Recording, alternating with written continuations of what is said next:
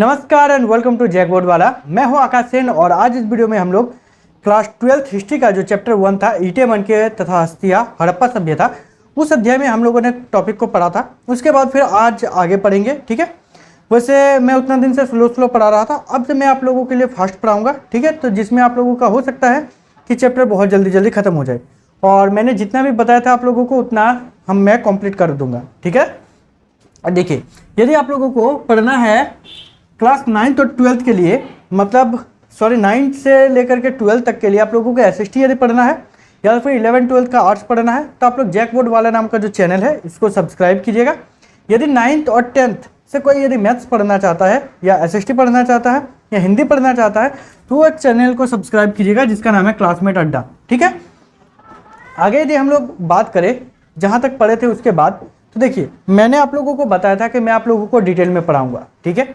और यदि आप लोगों को इससे ज़्यादा डिटेल पढ़ना है, इससे ज़्यादा डिटेल तो संभव है नहीं, ठीक है। खैर, यदि आप लोगों को लगता है कि नहीं सर हम लोगों को सिर्फ ऊपर पढ़ना है, इतना डिटेल में हमको मतलब नहीं है, तो मैं सिर्फ क्वेश्चन और आंसर के लिए भी वीडियो अपलोड करूँगा जिसको आप लोग देख सकते हो, ठीक है।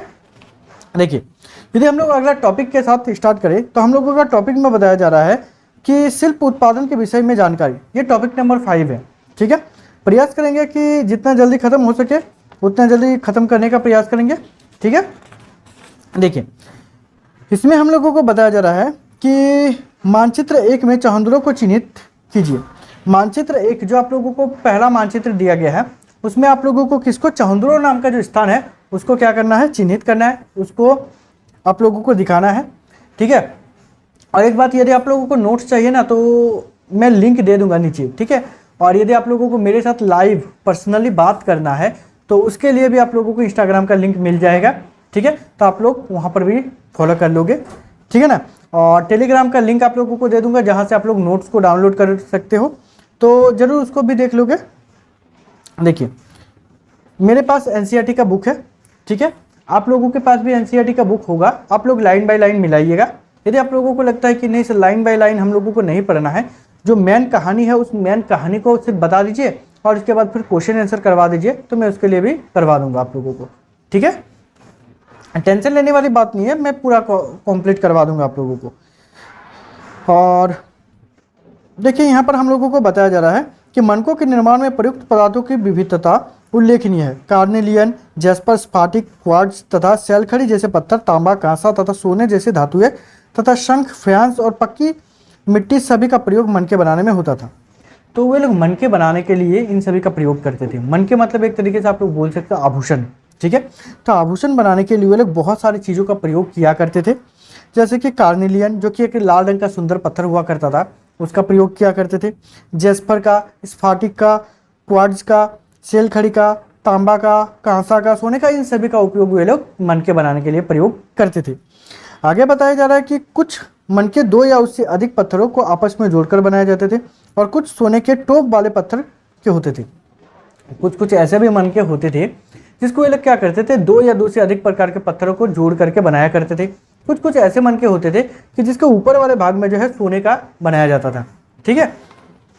आगे हम लोगों को बताया जा रहा है कि जैसे चक्राकार, बेलनाकार, गोलाकार, उसके बाद ढोलाकार तथा खंडित, कुछ को उत्कीर्ण या चित्रकार के माध्यम से सजाया गया था और कुछ पर रेखांकित उकेरे गए थे। ठीक है, वहाँ पर यदि मनके का बात किया जाए तो मनके का जो साइज था ना, मतलब जो वस्तु का उपयोग किया करते थे वो लोग अलग अलग प्रकार के, उसके साइज का अलग अलग प्रकार के आकार का जो है वो लोग उपयोग किया करते थे वस्तुओं का, ठीक है। साथ ही साथ हम लोगों को बताया जा रहा है कि वो लोग उसमें चित्रकारी करके भी उसको सजाते थे या तो फिर उसको उकेर करके, मतलब क्या करते थे, उसको खोद के डिजाइन बनाया करते थे।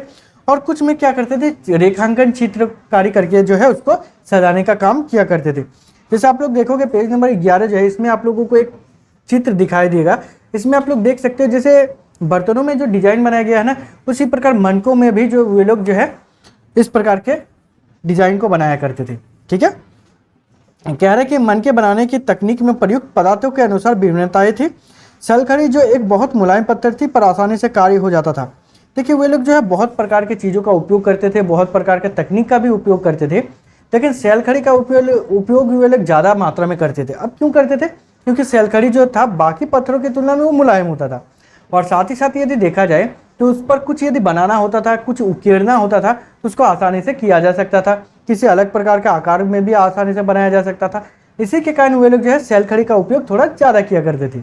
ठीक है, हम लोगों को बताया जा रहा है कि कुछ मनके सैल खड़ी चूर्ण के लेप को सांचे में ढालकर तैयार किए जाते थे, और कुछ कुछ क्या करते थे, वो सैल खड़ी का चूर्ण कर लेते थे, उसको लेप टाइप का बना लेते थे, और उसके बाद फिर सांचा मतलब अलग अलग डिजाइन के होते थे उसमें डाल देते थे, और उसके बाद उसी टाइप का डिजाइन के रूप में जो है उसको बना देते थे। हम लोगों को बताया जा रहा है कुछ मनके सैल खड़ी चूर्ण के लेप के सांचों में ढालकर बनाए जाते थे। देखिए कह रहा है कि कुछ चूर्ण वाला जो है, मतलब सैल खड़ी का जो चूर्ण है उसको उपयोग करते थे अलग अलग डिजाइन बनाने के लिए भी। आगे हम लोगों को यहाँ पर बताया जा रहा है कि इससे ठोस पत्थरों से बनने वाले केवल ज्यामितीय आकारों के विपरीत कई विधि आकृतिक आकारों में मनके बनाए जा सकते थे। कह रहा है कि सैल खड़ी का यही गुण था कि उसको जब सांचा में बनाया जा सकता था ना, तो इससे क्या होता था कि मतलब अलग अलग टाइप का जो डिजाइन था उसको भी बनाया जा सकता था। ऐसा नहीं कि सिर्फ ज्यामितीय आकृति वाला ही बनाया जा सकता था, इससे अलग अलग प्रकार के वस्तु को भी बनाया जा सकता था। ठीक है, हम लोगों को आगे यह भी बताया जा रहा है कि सैल खड़ी के सूक्ष्म मनके कैसे बनाए जाते थे। ये प्रश्न प्राचीन तकनीकों का अध्ययन करने वाले पुरातत्वविदों के लिए एक पहली बना हुआ है। लेकिन कह रहा है कि यदि सैल खड़ी में जो सूक्ष्म मनके, सैल खड़ी जो था उससे सूक्ष्म मनके, छोटे छोटे मनके को किस प्रकार बनाया जाता था, यह आज भी पुरातत्वविदों के लिए एक प्रश्न बना हुआ है कि वास्तव में वो लोग ऐसा कैसे करते थे।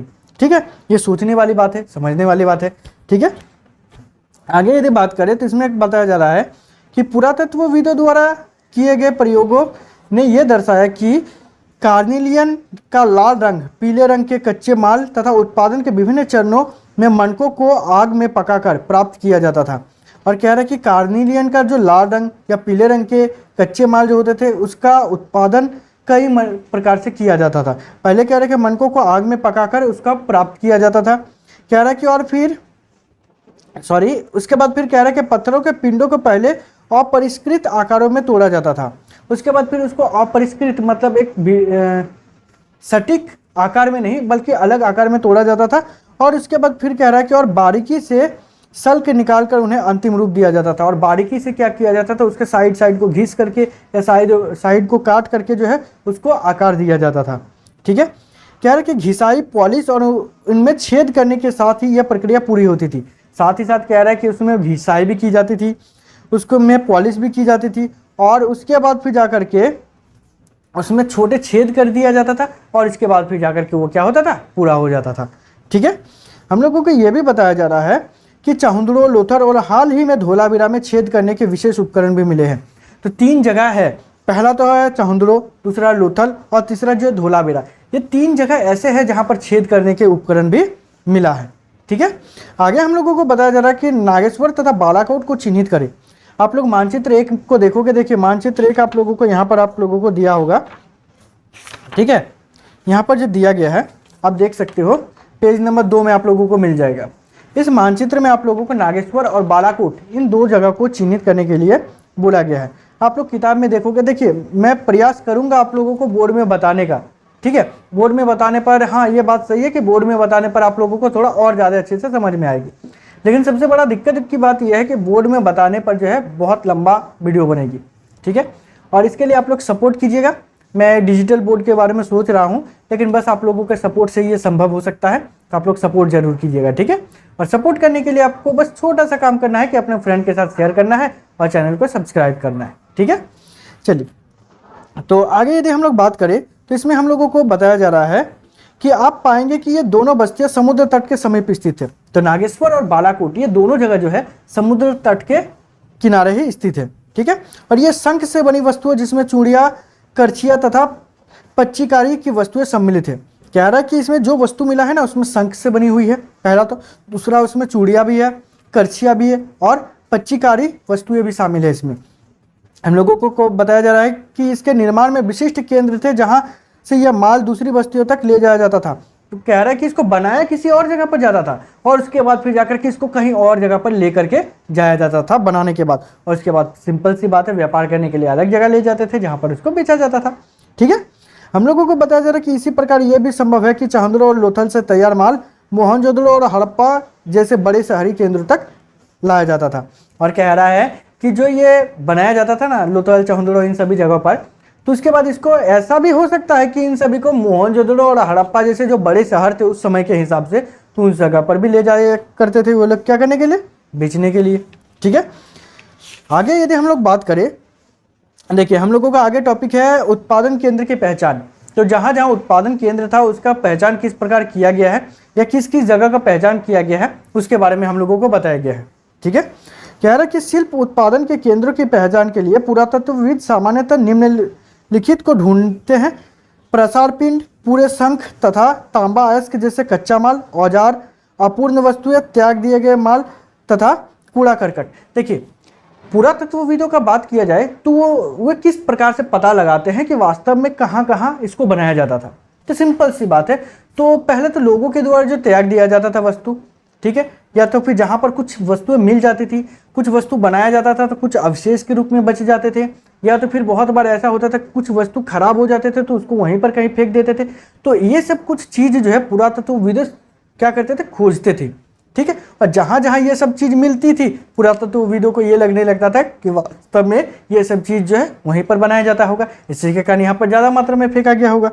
ठीक है, आगे हम लोग यदि बात करें तो इसमें बताया जा रहा है कि यहाँ तक कि कूड़ा करकट शिल्प कार्य के सबसे अच्छे संकेतकों में से एक है। और शिल्प कार्यों में यदि देखें तो कूड़ा करकट जो है सबसे अच्छा स्रोत है, जिससे या तो फिर संकेत है जिससे पता लगाया जा सकता है कि वास्तव में वहाँ पर कुछ ऐसा बनाया जाता होगा। ठीक है, कह रहे कि उदाहरण के लिए यदि वस्तुओं के निर्माण के लिए शंख अथवा पत्थर को काटा जाता था तो इन पत्थरों के टुकड़े कूड़े के रूप में से उत्पादन के स्थान पर फेंक दिए जाते थे। सिंपल सी बात है, कहीं पर यदि कुछ वस्तु बनाया जाएगा, ठीक है, और कुछ अवशेष के रूप में बच जाता था या किसी चीज़ को काट करके हटाना होता था, उसको काटा जाता था और उसको फेंका कहा जाता था, तो जहाँ कूड़ा करकट वगैरह है वहीं पर फेंका जाता था। तो इस कूड़ा करकट को देख करके इतिहासकार या पुरातत्वविद बहुत अच्छे से अनुमान लगा लेते थे कि वास्तव में यहाँ पर कुछ जरूर बनाया जाता होगा, या तो फिर किन किन प्रकार की चीज़ों को बनाया जाता होगा कि यहाँ पर कुछ अवशेष मिला है। ठीक है, आगे यदि हम लोग बात करें तो यहाँ पर हम लोगों को बताया जा रहा है कि कभी कभी बड़े बेकार टुकड़ों को छोटे आकार की वस्तुएं बनाने के लिए प्रयोग किया जाता था, परंतु बहुत छोटे टुकड़ों को कार्यस्थल पर ही छोड़ दिया जाता था। देखिए कभी कभार कह रहा है कि बड़े बड़े जो वस्तु बनाया जाता था ना, तो उसमें छोटे छोटे जो टुकड़े होते थे वो छोटे छोटे टुकड़ों का उपयोग कर लेते थे और भी छोटे वस्तु को बनाने के लिए। लेकिन यदि कुछ उससे भी छोटा टुकड़ा यदि रह जाता था तो सिंपल सी बात है, कह रहा है कि वो कार्यस्थल पर ही छोड़ देते थे, मतलब जहां वो बनाया जाता था उसी जगह पर छोड़ देते थे। कह रहा है कि ये टुकड़े इस और संकेत करते हैं कि छोटे विशिष्ट केंद्रों के अतिरिक्त मोहनजोदड़ो तथा हड़प्पा जैसे बड़े शहरों में भी शिल्प उत्पादन का कार्य किया जाता था। कह रहा है कि विशिष्ट केंद्रों का अतिरिक्त यदि बात करें तो मोहनजोदड़ो और हड़प्पा जैसे जो बड़े शहर थे वहाँ पर भी इन सभी चीज़ों को बनाने में प्रयोग किया जाता था। ठीक है, तो अगला टॉपिक को हम लोग अगला वीडियो में देखेंगे, लेकिन नेक्स्ट वीडियो के साथ जो है हम लोगों का वीडियो थोड़ा सा लंबा बनेगी, मतलब हो सकता है कि आधे घंटा का या पौने 1 घंटा के आसपास वीडियो बनेगी। ठीक है ना, तो फिलहाल आज के लिए इस वीडियो में इतना ही, मिलते हैं नेक्स्ट वीडियो में, तब तक के लिए बाय, थैंक यू।